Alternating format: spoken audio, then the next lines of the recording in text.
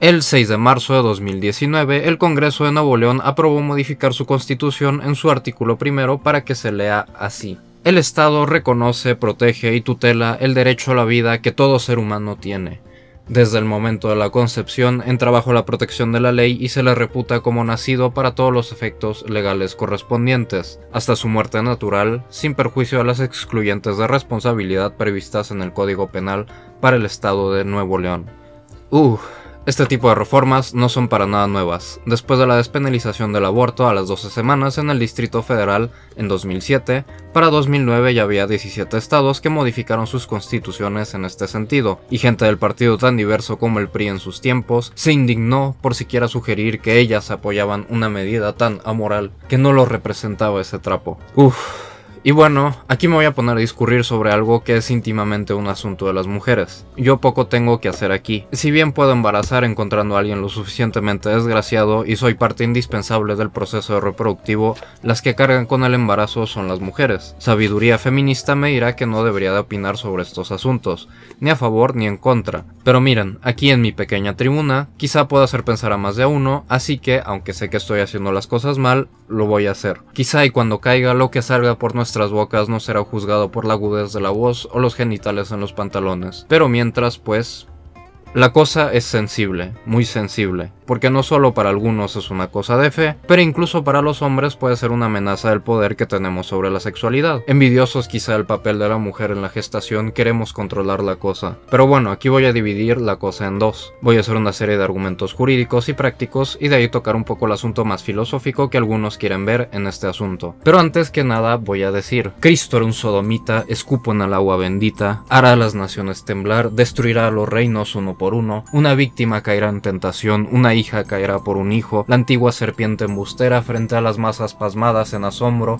a los cielos ascenderá sobre las estrellas de Dios. Belial, Behemoth, Belzebub, Asmodeo, Satanás y Lucifer. En este hogar somos satanistas y comunistas, aceptamos a cualquier virgen y cada aborto es una ofrenda para nuestro Señor. Por cierto, mañana en mi bancada de Morena voy a proponer una ley para instituir la penalización de la abstención ilegal de orgías homoeróticas. Claro, va a haber excluyentes de responsabilidad en caso de una absurda y fanática piedad cristiana, pero a los condenados se les va a tratar humanamente en base a una educación sodomita en campamentos adecuados. Y por supuesto, para evitar que los hombres no quieran participar en las bacanales, vamos a instituir una educación en sadismo en todas las primarias en donde se instruirá a los niños en una falta de moral, en ideas libertinas, corruptas y viciosas, con prácticas reales, con potros, látigos, pinzas y toda la cosa. Por supuesto me estoy burlando, pero quiero hacer un punto. Vivimos bajo un sistema democrático y laico. Así como parece repugnante todo esto que acabo de listar, igualmente debería de parecer repugnante el tratar de instituir políticas públicas en base a creencias religiosas. No que las creencias no se vayan a colar en la decisión de los legisladores, pero al menos hay que jugar a que las revestimos en algún tipo de argumento que no dependa de las creencias religiosas y personales de cada uno. Unas que no necesariamente todo el mundo comparte. Es parte de nuestro sistema político que se ha consagrado en nuestra tocadota constitución liberal y por lo tanto no voy a tratar argumentos que provengan de esa inspiración, aunque sepa que tengan una gran fuerza para muchos mexicanos. Si no les gusta, hagan su cristiada 2.0 con apoyo al Vaticano y hagan de esto un estado teocrático. A ver si me mochan una oreja o algo.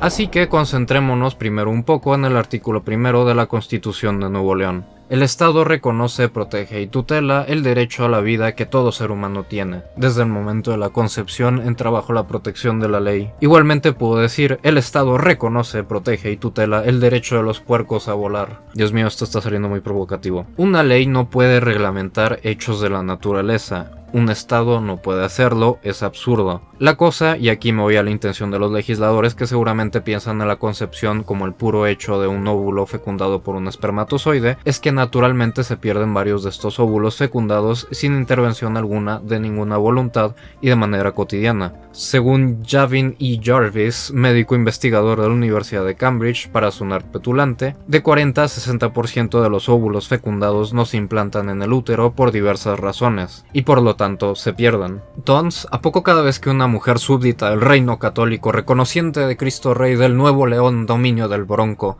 tenga relaciones sexuales sin protección, va a llegar un equipo equipo de médicos a recuperar cada uno de los óvulos que pudieron haberse implantado para proteger ese derecho de esa alma que Diosito ya nos hizo el milagro de colocar en ese santo vientre? Pues no, es absurdo. El legislador de Nuevo León acaba de poner en una ley una obligación tan absurda como la obligación de hacer que los puercos vuelen o que la tierra no sea redonda. Pero bueno, sabemos muy claramente la intención del legislador nuevoleonés, y es el blindaje jurídico de la penalización del aborto en Nuevo León. Lo subió a un nivel constitucional y cualquier intento de despenalizarlo se va a encontrar con una acción de inconstitucionalidad estatal. Así que, materia penal, competencia de los estados. Artículo 327 y 328 del Código Penal para el Estado de Nuevo León. Aborto es la muerte del producto desde la concepción en cualquier momento de la preñez. Se impondrán de 6 meses a 1 año de prisión a la madre que voluntariamente procure su aborto o consienta que otro la haga abortar. Pues la cosa es que es un tipo penal muy extraño. El primer artículo no parece tipificar ningún tipo de conducta humana. El aborto, en su más estricto sentido, puede ser un evento natural como la lluvia. Así que, supongamos por un momento que llega una mujer con un aborto natural a una clínica. El personal está obligado a llamar al Ministerio Público para que investigue con toda prontitud lo que pudo haber sido un aborto provocado. ¿Qué carajos tiene que hacer un Ministerio Público para probar una conducta únicamente dolosa?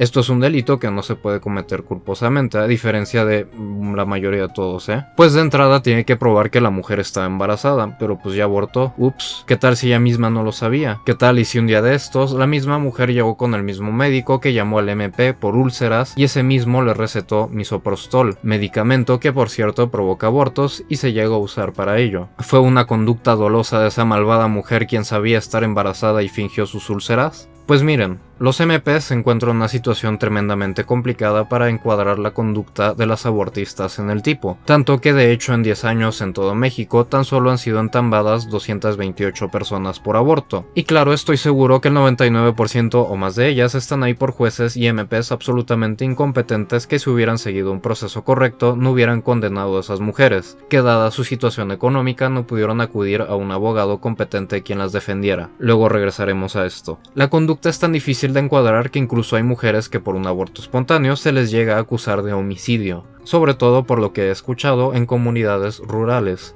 Imaginemos la calidad de esos procesos. Pero por el momento detengámonos en la efectividad de este tipo de normas penales. Se dice, doctrinariamente, que uno de los objetivos principales de este tipo de leyes es el ser motivadoras. Es decir, antes de delinquir, por ejemplo, si me voy a piratear un episodio de anime, pues voy a pensar en esa norma jurídica y la pena. Y pues me voy a motivar a actuar en otro sentido, a comprar un Blu-ray, por ejemplo. Es decir, el derecho penal tiene una pretensión de proteger bienes jurídicos por medio de una pena, que si no motiva, pues fracasa en esa pretensión y no protege nada. ¿Ha protegido ese bien jurídico la vida de otra persona, supongamos, aunque no lo creo, el penar el aborto? Pues no. Esta norma ha fracasado tremendamente en este sentido y protege muy poco, porque de hecho, una estimación del Instituto Guttmacher, solamente en 2009 hubo más o menos 1 millón de abortos. La cifra, dada la clandestinidad de la práctica, es difícil de calcular.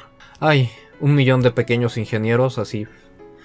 1 millón de abortos, una proporción similar en la que hay en países en la que no está penado. Eso significa que ninguna de estas mujeres está pensando en la pena que podría llevar su actuación delictuosa. La ley penal no protege nada, no motiva a nadie y no sirve de nada. De 2005 a 2016 en todo el país hubo 4.246 denuncias por este horrendo crimen a Dios. 1 millón de abortos en 2009, recuerdo. Esos buenos cristianos pues son una ínfima minoría en nuestra sociedad. Eso quiere decir que nosotros, pueblo con el que no ha hecho nada semejante, siempre fiel al 82%, no denunciamos este crimen. Creo no hay encuestas sobre esto, pero creo que es una simple simpatía con la mujer con un embarazo no deseado. No sé ustedes, pero un asunto tan grave y que pueda tocar a personas tan cercanas difícilmente es algo que vamos a denunciar, sin importar las ideas reaccionarias o mochas que podamos tener en la cabeza. Pero bueno, quizá algunos piensen en la impunidad que reina en México, que el aborto, como tantos otros delitos, no motivan a nadie porque, aunque estén en nuestros códigos, no se castiga a nadie. Así como no denunciamos un robo, puesto que sabemos que el oficial Pérez y el MP con sus lentes de caguamero no van a hacer nada, no denunciamos el aborto. Como vimos, de esas 420 denuncias, ahora tan solo 228 personas han sido condenadas.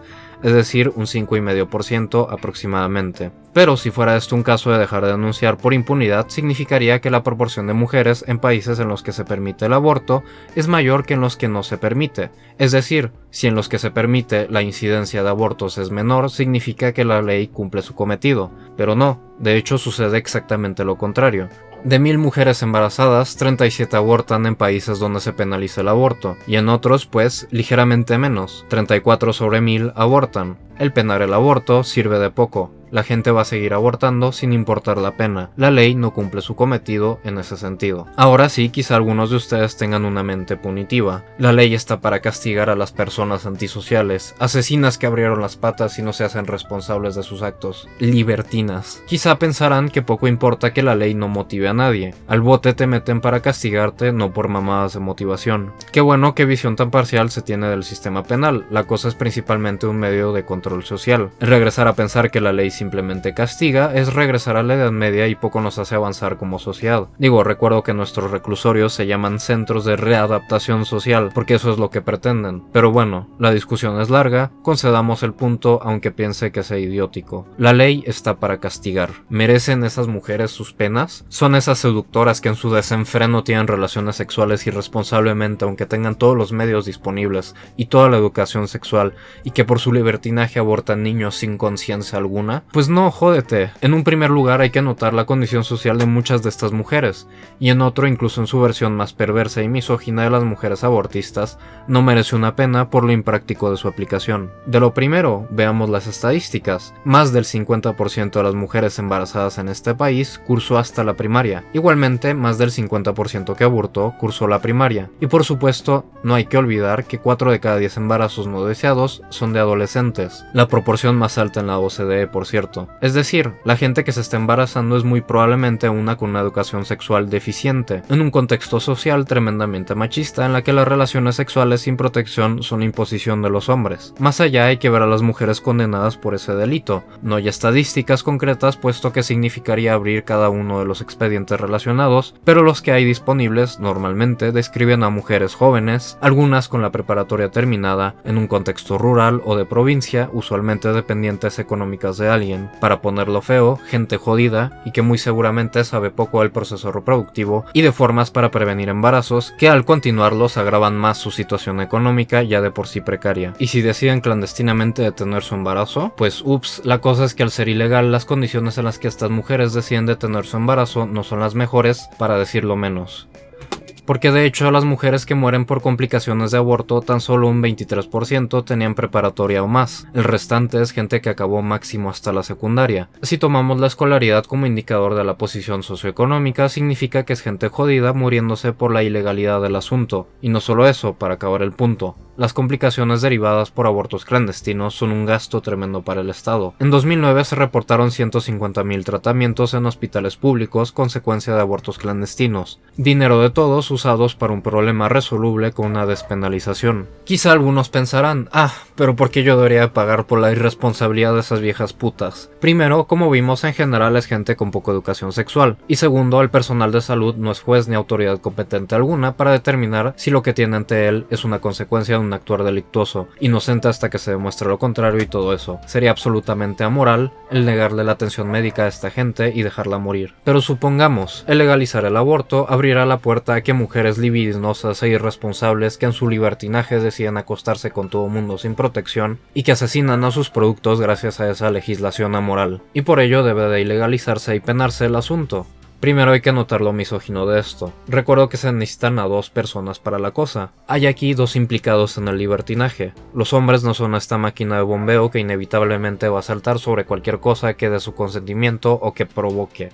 Ni es uno que no debe de cerciorarse de usar por su cuenta métodos anticonceptivos, principalmente pues el hule, ¿no? Para evitar embarazos no deseados. Recuerdo la práctica de algunos cerdos de quitarse el condón sin el consentimiento del otro. Luego, si la mujer quiere hacer lo que quiere con su cuerpo, pues que lo haga. Por supuesto, protegiéndose, pero la cosa es que nuestros métodos anticonceptivos no son perfectos. A menos que de plano nos esterilicemos, un embarazo no deseado le puede suceder a cualquiera, incluso a una persona que toma todas las precauciones para controlar el número y espaciamiento de sus hijos. Pueden suceder accidentes. Supongamos que esta gente prudente se embaraza, aborta voluntariamente, ¿la castigaremos? Supongamos que no, lo podemos hacer por dos vías, mientras mantenemos la práctica ilegal para esas pecadoras libertinas. Una es que los médicos lo practiquen legalmente si las mujeres demuestran haber tenido las precauciones necesarias, que primero estaríamos dando facultades cuasi jurisdiccionales a los médicos, lo cual me parece absurdo, además de violar la privacidad de esas mujeres, lo cual me parece excesivo. Y si lo hace un juez previo al aborto, la cosa va a tardar más tiempo que lo que duró un embarazo, así que la solución también es muy impráctica. La otra es ponerla como un excluyente de responsabilidad, lo cual significaría que la mujer va también que probar su precaución y tener al MP en su cuarto viendo si actuó como debió, lo cual me parece absurdo. Primero, no quiero empezar a imaginarme los problemas que significa andar justificándose ante un MP con lentes de sol o un juez desinteresado enseñándole facturas de condones, testimoniales del médico o del farmacista. No, pues seamos realistas, el sistema penal tiene cosas mucho más urgentes que atender, dejando de lado lo absolutamente invasor de la privacidad de la gente que es el andar haciendo este tipo de investigaciones. Todo por un misógino miedo a una mujer ninfómana o irresponsable. Este tipo de medidas no se justifican por ello. Así que, resumiendo, desde un punto de vista legal y práctico, pues lo mejor es despenalizar y legalizar el aborto. Primero, puesto que la obligación de proteger a todo concebido es imposible de realizar y por lo tanto absurda. Segundo, la penalización se encuentra con problemas procesales que impiden que se aplique regularmente. Tercero, la norma penal no cumple con su función motivadora, ni es un delito que la sociedad esté dispuesta a denunciar. Cuarto, tampoco, incluso pensando la norma penal como simplemente castigadora, cumple su cometido, puesto que se está castigando desproporcionadamente a mujeres en contextos socioeconómicos desfavorables que en muchos aspectos les quitan culpabilidad. Quinto, el mantener la penalización por una caricatura misógina que nos hacemos de las abortistas, casos extremos, significa una criminalización de gente prudente o, en el mejor de los casos, invasión de su esfera privada. Y finalmente también vimos que el penalizar el aborto significa la muerte de mujeres por abortos clandestinos practicados en malas condiciones o, en el mejor de los casos, en gasto para el Estado en tratamiento médico. Pero para alguna gente esto no es suficiente. La vida de un ser humano es lo que se está discutiendo aquí. ¿Qué tal y si a mí me hubieran abortado? Esto es un asesinato. Creo que lo que está ahí es una persona, no sino hasta que es viable, es decir, que pueda vivir independientemente fuera de la madre. Pero aquí la cosa es más ambigua, y me puedo permitir aceptar, por precaución, que no es persona o ser humano, sino hasta que pueda sentir dolor. El abortar antes de ello es, creo, equivalente a extirparse un apéndice. Pero aquí hay varias cosas que por tiempo no voy a poder desarrollar enteramente, aunque espero poder dar una introducción al problema de lo que consideramos persona y nuestro lenguaje, porque el argumento con más fuerza para oponerse a todo esto depende de lo que consideramos o no un ser humano. Si la cosa es un ser humano, pues encontramos más difícil justificar el asesinato, para resumir. Así que soy Yururin. Pero ¿cómo me definirían? ¿El pendejo que subió un video ateo a favor del aborto el marzo de 2019, por ejemplo? Bien, ahora imaginemos un mundo en el que de hecho otro youtuber haya subido un video similar igualmente en marzo y que yo no lo hubiera subido. Pues parecería que Yururin no es el pendejo que subió un video ateo a favor del aborto en marzo de 2019. Quizá es el tipo mexicano con nombre tal, que nació el día tal, y el mes tal, y el año tal, en el hospital tal. Pues resulta lo mismo. Quizá mi madre pudo chocar de camino al hospital, y yo hubiera nacido en una ambulancia o en el vil pavimento. Y a mis padres no se les hubiera ocurrido ponerme el nombre tan raro y molesto a la hora de registrarse porque nadie conoce su maldita cultura, me cagan. Lo que introduzco aquí es la noción de designador rígido, es decir, el de una palabra o expresión que refiere a una misma cosa en todo mundo posible. Yururin parece ser una de esas palabras, y en general todos nuestros nombres propios. Pase lo que pase en el mundo, los nombres propios de las cosas parecen referir a las mismas cosas, como carajos, quién sabe. Pero no es una descripción ni una definición lo que hace que nuestros nombres propios refieran a lo que hacen. Situación similar ocurre con los nombres genéricos, es decir, pensemos en gato. Abramos el diccionario. Mamífero carnívoro de la familia de los félidos, digitigrado doméstico de unos 50 centímetros de largo desde la cabeza hasta el arranque de la cola, que de por sí sola mide unos 20 centímetros, de cabeza redonda, lengua muy áspera, patas cortas y pelaje espeso, suave, de color blanco, gris, pardo, rojizo o negro, que se le empleaba en algunos lugares para cazar ratones. Pues resulta que este muchachón no es ni blanco ni gris, ni pardo, ni rojizo, ni negro. Tiene la cabeza más que nada afilada, diría yo, y tiene una cola de 30 centímetros, este pedazote de unidad absoluta. ¿Eso significa que no es un gato? Pues no, sigue siendo un gato. Supongamos ahora que descubrimos que nuestros gatos de hecho ni gatos son. Un estudio hecho por el Centro de Investigaciones Gatunas descubrió que una ilusión nos hacía pensar en estas cosas como felinos, pero que pequeños demonios se disfrazaban de felinos para vivir en nuestras casas y alimentarse de nuestras almas. Pues gato sigue refiriendo a esta cosa. Parecería que de una manera similar a nuestros nombres propios, estos nombres de géneros refieren a un mismo género de cosas sin importar cómo sea el mundo. Ahora sí, la ciencia puede descubrir elementos necesarios a los gatos. Ahora con mucha certeza podemos decir que los gatos comparten un código genético muy similar. Es decir, si sabemos que tal es un gato, podemos decir que tiene tal código genético. ¿El diccionario podría entonces definir a los gatos con su código genético? Pues no, porque la cosa no va del otro lado. No podemos decir que cualquier cosa que comparte el código genético con un gato es necesariamente un gato. Si me encuentro una pata de gato, pues sus células tendrán su código genético, pero pues no son un gato. Lo que creo es que la ciencia nos puede dar elementos necesarios de tal o cual género, pero no los suficientes. Y pues lo mismo sucede con las palabras persona o ser humano, humano. Definamos como tratemos de definirlas, poco importa para lo que designan o significan, dirían algunos. Y para esto me refiero a definiciones medio tontas como las que cuenta Diógenes Laercio Platón tenía de hombre, animal bípedo sin plumas, que Diógenes el cínico pone en ridículo al desplumar un pollo y anunciando "he aquí el hombre de Platón", o las que alguien mañoso haría. Ser humano es el cigoto después de las 12 semanas de concebido. Pero también a definiciones más rebuscadas como las de Boecio, substancia individual de naturaleza racional. Nos encontramos con un contraejemplo intuitivo de un ser humano completamente vegetativo y pues ya se nos viene abajo la definición. Y miren, para encontrar los elementos necesarios a un gato, la cosa es relativamente fácil. Son esos animales con los que no nos identificamos y que andan por allá. Pero persona o ser humano tiene el problema de que no solamente refiere a objetos exteriores, pero también a ti mismo. ¿Cómo carajos te empieza a definir a ti mismo sin caer en definiciones circulares o autorreferenciales? Por favor, enséñanme. O los seres humanos son todos ustedes y podré dar elementos necesarios de ustedes, pero yo soy una entidad medio extraña que jamás podré definir. Y luego la definición no solo tiene problemas lógicos tremendos, pero además consecuencias morales muy serias. Tanto que si no consideramos a otras cosas personas, pues hasta podemos permitirnos encadenarlos, dependiendo de tu posición sobre la relevancia de la pertenencia a una especie en lo moral. Pero pues entonces, ¿cómo sabemos qué es persona o no?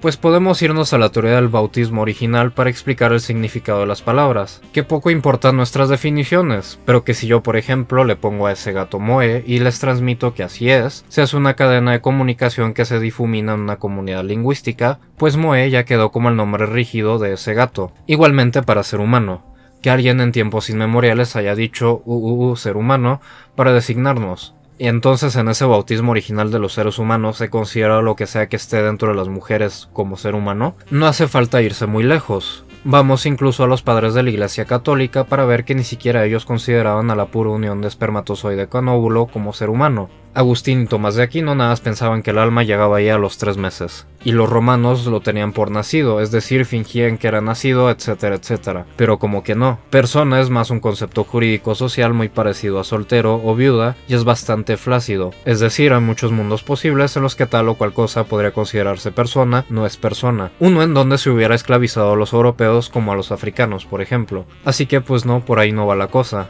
Ahora alguna gente se puede colgar de la potencialidad. No, pues no es un ser humano, pero pues potencialmente lo es, ¿no? Y la potencialidad rara vez, creo, tiene relevancia moral. El asignarle valor a la potencialidad abre la puerta a situaciones en donde por potencialmente ser un terrorista se te puede mandar al bote. Ahí estás, hay copas si quieren ver monas chinas. Y pues el cigoto, potencialmente es muchas cosas, por eso son tan valiosos en las investigaciones. Así como puede salir un ser humano, también puede salir un hígado o una nariz. Y estamos de acuerdo que a los hígados y a las narices no les damos el mismo valor moral. No creo entonces que sea la salida a nuestro problema, pero tal vez. Lo que quiero decir aquí es que esto es un cuento de nunca acabar. Ni ahora ni nunca nos vamos a decidir lo que es un ser humano o no de una manera tajante, y casos ambiguos como el tratado siempre va a haber, por lo visto anteriormente sobre la rigidez de los nombres. Es una discusión interminable, sobre todo también cuando intervienen dogmas religiosos que dependiendo de tu marca de cristianismo los crees racionales o como una experiencia mística, que miren, si ni siquiera en eso se pueden poner de acuerdo, ¿para qué demonios nos estamos rasgando las vestiduras? Como todo buen problema filosófico, acabas más pendejo e inseguro de lo que entraste, y por más que a Platón le duela, el hacer decisiones a base de estas ñoñadas, por más que me encanten, de filósofos, pues puede resultar contraproductivo. aunque a la larga la discusión pueda ser muy fértil. Pero lo que podemos más o menos ponernos de acuerdo es en respetarnos en nuestros radios de acción. Si crees que estás matando a un niño, no abortes. En este caso ambiguo no vas a convencer a nadie de que sí. Ahora, del otro lado, de la gente que quiere abortar, pues quizá hay que tener un poco de precaución. Digamos que si no sabemos que es un ser humano, al menos pues sabemos que lo que sea, necesariamente le podemos predicar estados mentales. A Yururin le gustan las monas chinas, por ejemplo. ¿Y cuál es nuestro mejor indicador de las condiciones de estos estados mentales? Pues es el sistema nervioso central, el cual se empieza a formar en la semana 12. Si es que aún antes de ello es un ser humano, pues al menos si se aborta no se sintió nada y se rescatan un montón de situaciones aberrantes que ya describí, muertos por clandestinidad principalmente. Que si siguen de necios los otros, ¿en serio vamos a pensar que tiene más valor una vida que ya lleva años formando lazos sociales y experimentando el horror de la existencia que una que no? Pues yo creo que no. Y la solución que se ha encontrado en muchos lugares, incluido la Ciudad de México, es un simple escepticismo que deja, en el caso de realmente haber una persona allá adentro, el dañar lo menos posible mientras se rescatan un montón de situaciones que se dan gracias a la penalización de la cosa. Finalmente hay que tocar el aspecto machista del asunto que se cuela por allá y que ya medio toqué. Siempre, pero siempre salen a relucir los prejuicios de esta gente, que abren las piernas, que irresponsables, que tienen todas las opciones anticonceptivas, que no se lo merecen, que yo por qué debería de pagar por la responsabilidad, que los pongan en adopción, etcétera, etcétera. Y las que salen perdiendo en este asunto son las mujeres, sistemáticamente. Si no deciden abortar, pues se joden con un chamaco que no quieren, fastidiando sus planes a futuro, en el mejor de los casos, o con uno que no pueden mantener, y que tiene una posibilidad tremenda de caer en la marginación. Y si deciden abortar, pues hay una acción penal contra ellas, y si queda impune, no le quita lo pecadora y lo asesina, sin tocar siquiera el aspecto de clase de la cosa. Una mujer rica con la mano en la cintura se va a otro país, o una más o menos acomodada se viene a la Ciudad de México, pero las que no, esas que viven en un contexto social en donde de por sí se les trata como sirvientas e incubadoras y luego le agregas a esto una moral disque católica que las hace sentirse como absoluta mierda por siquiera pensar en abortar y que protegió sus puras almas de la educación sexual, pues ellas son las que inflan las cifras, las que se van presas, las que quedan tiesas en una plancha a consecuencia de una complicación. En mi opinión, el penalizar el aborto, además de todo lo que ya dije, es un elemento más del machismo latinoamericano que nos corre por las venas. Es una manera más en la que tenemos dominadas a las mujeres. Y miren, pues yo estoy en contra de cualquier forma de jerarquía, así que si esto es un elemento más, pues además de abolir la propiedad privada, también hay que abolir la penalización del aborto.